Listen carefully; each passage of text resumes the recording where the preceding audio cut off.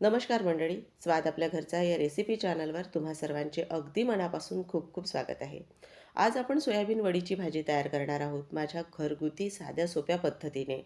आणि ही भाजी तयार करताना तुम्हाला एक वेगळी पद्धतसुद्धा सांगणार आहे. अगदी बोटं चाखत ही भाजी तयार होणार आहे. तुम्ही सुद्धा एकदा नक्की करून बघा.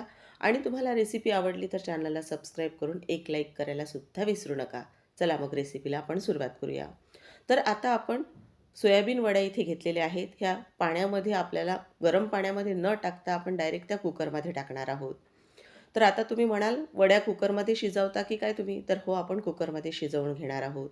वड्या बुडतील इतपत पाणी आपल्याला टाकायचं आहे. यामध्ये चवीनुसार मीठ आणि 2 चुटकी हळद आपल्याला घालायची आहे. कुकरचं झाकण बंद करून घेणार आहोत आणि कुकर आपल्याला आता गॅसवर ठेवायचा आहे शिजण्यासाठी. आता वड्या आपल्याला किती शिजवायच्या?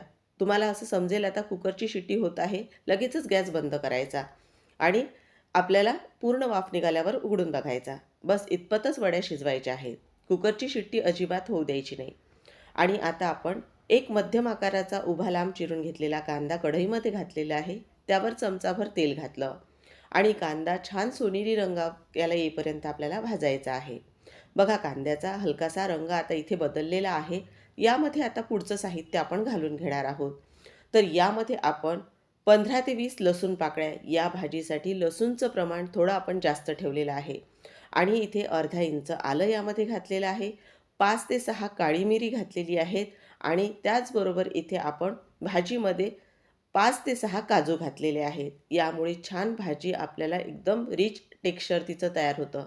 आणि इथे कोथिंबिरीच्या काड्या घेतलेल्या आहेत, मूठभर जवळपास असतील. आणि एक मध्यम आकाराचा टोमॅटो थोडा जाडसर चिरून घेतलेला आहे, तो घातलेला आहे. भाजीच्या वाटण्यासाठी जे साहित्य लागणार आहे ते आपण एवढंच वापरणार आहोत. यामध्ये खडे मसाले जास्तीचे कुठलेही वापरलेले नाहीत, फक्त काळी मिरी सोडून. तर आता सर्व साहित्य खमंग असं भाजून झालेलं आहे. आता हे थोडं थंड करूया. तोपर्यंत आपण इथे कुकर उघडूया.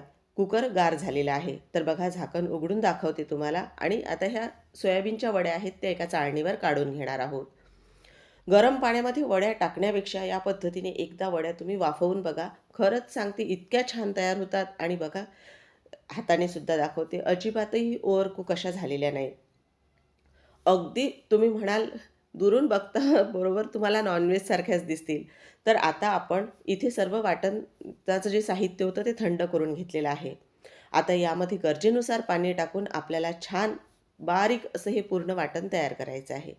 बघा, वाटण छान बारीक असं करून झालेलं आहे आपलं. आता भाजी फोडणीला घालूया. तर इथे कढईमध्ये आपल्याला तेल घालून घ्यायचं आहे. तर इथे तेल आपण थोडं जास्त घातलेलं आहे. तुम्ही जर कमी वापरत असाल तेल, तर थोडं कमी घातलं तरीही चालेल. त्याने ही भाजी छान होते.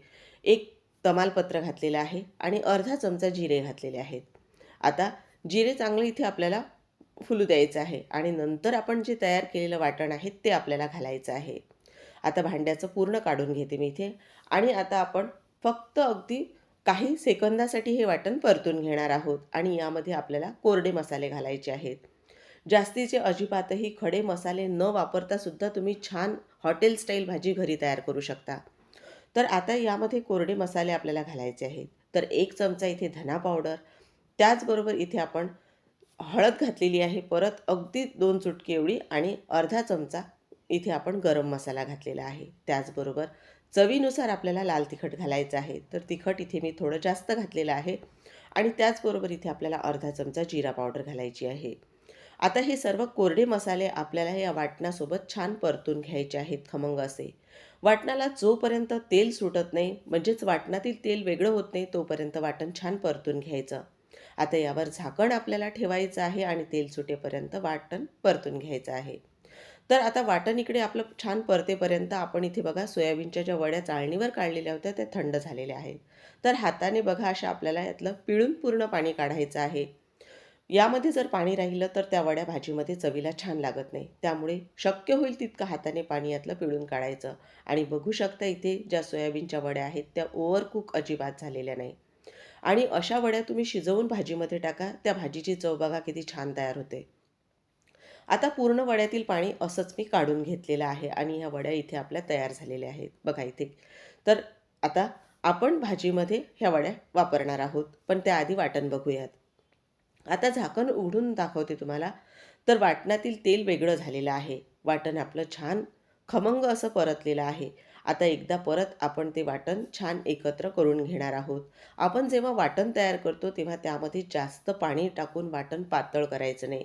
मग तो मसाला आपल्याला परतायला बराच असा वेळ लागतो आणि त्यातील तेल सेपरेट व्हायला सुद्धा वेळ लागतो. तर इथे बघा आता वाटण परतून झाल्यानंतर यामध्ये आपल्याला ज्या सोयाबीनच्या वड्या आहेत त्या घालून घ्यायच्या आहेत. पूर्ण वड्या इथे आपण घालून घेतलेल्या आहेत. आता वड्यांचं प्रमाण तुम्ही कमी अधिक आवडीनुसार ठेवू शकता आणि चवीनुसार आपल्याला मीठ घालायचं आहे.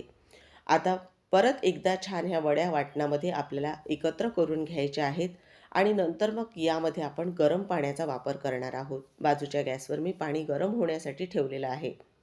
तर इथे गरजेनुसार आपल्याला पाणी घालायचं आहे. तुम्हाला भाजी कितपत पातळ घट्टसर हवी आहे त्यानुसार. तर आता इथे मी पाणी थोडं घालून घेतलेलं आहे सुरुवातीला. भाजी छान एकत्र अशी करून घेणार आहे आणि मला गरज वाटली तर मी परत यामध्ये पाणी घालणार आहे. ही भाजी जास्त पातळ चवीला चांगली लागत नाही. तुम्ही भाताबरोबर, चपातीबरोबर, एवढंच नाही तर भाकरीबरोबर सुद्धा ही भाजी खाऊ शकता.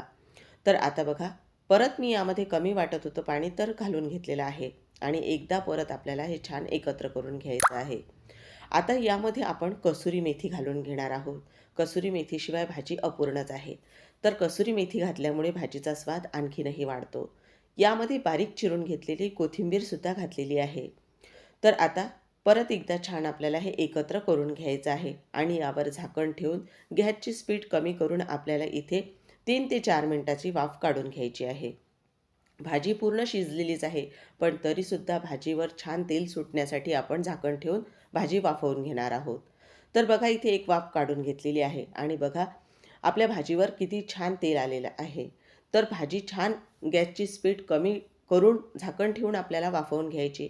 म्हणजे भाजीची चवही छान लागते आणि भाजीतील जे तेल आहे ते सुद्धा भाजीवर छान येतं. तर मंडळी आता तुम्हाला भाजी मी जवळूनसुद्धा दाखवते. आपल्या भाजीच्या ग्रेव्हीचा जो दाटसरपणा आहे, भाजीचा रंग, त्याचबरोबर आपण वाटणामध्ये जे साहित्य वापरलं त्यामुळे भाजीची चव अगदी बोटं चाखत खाण्यासारखी ही भाजी तयार होते आणि अगदी नॉनव्हेज खाणारेसुद्धा आवडीने ही भाजी खातील. इतकी चवीला छान ही भाजी तयार होते.